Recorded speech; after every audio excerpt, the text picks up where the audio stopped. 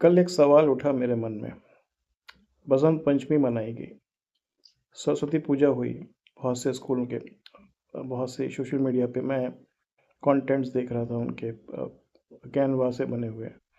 सब कुछ इंग्लिश में था, पोस्टर इंग्लिश में, वीडियो इंग्लिश में, बैनर इंग्लिश में, यहाँ तक कि वो सरस्वती पूजा सेलिब्रेशन वो भी इंग्लिश में लिखा हुआ था।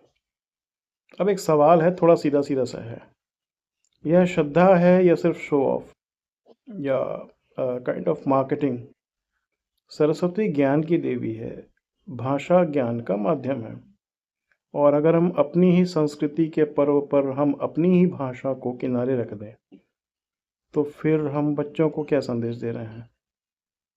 आज स्कूल कहते हैं कि वी रेस्पेक्ट इंडियन कल्चर, लेकिन जब उनसे जीने की बारी आती है तो सब कुछ कॉपी पेस्ट चलता है। यह कहना गलत नहीं है कि इंग्लिश बहुत ज़रूरी है, बिल्कुल है, लेकिन क्या हर चीज़ में? एक संस्कृति भी है, अब इसे प्रेजेंटेशन बनकर रह गई है। ये संस्कृति जो हमारी है ये सिर्फ सेलिब्रेशन तक रह गई है, मॉर्निंग असेंबली तक रह गई है, एक प्रेजेंटेशन कंटेंट है बस। वे अब बच्चे सीख रहे हैं कि फेस्टिवल्स को मनाने के लिए मॉडर्न दिखना ज़रूरी है, रील्स बनाना ज़रूरी है। अब तो स्कूल भी रील्स बनाते हैं। किसी स्कूल का आपने देखिए, किसी भी इवेंट के पहले और बाद में उसके BTS आते हैं, रील्स आते हैं। बच्चे या स्कूल इस पे ज़्यादा फोकस नहीं करते कि उस पर्टिकुलर डे की क्या वैल्यू है, बट इस पे ज़्यादा फोकस करते हैं कि उसकी रील्स अच्छी बने, उसका प्रेजेंटेशन हो। It's kind of marketing product. ये बड़ा अजीब लगता है।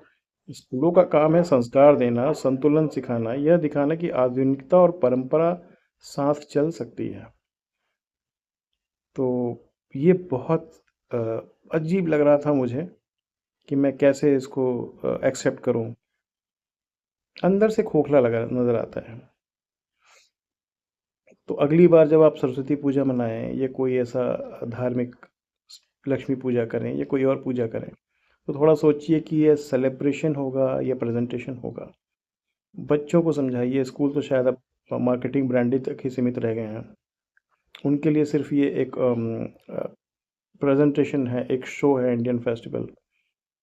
वेस्टर्न पैकेजिंग में वो सब कुछ करते हैं। श्रद्धा नहीं है, ये कॉस्मेटिक कल्चर है। बट ये हमारी जिम्मेदारी है कि अपनी संस्कृति को हम बचा के रखें।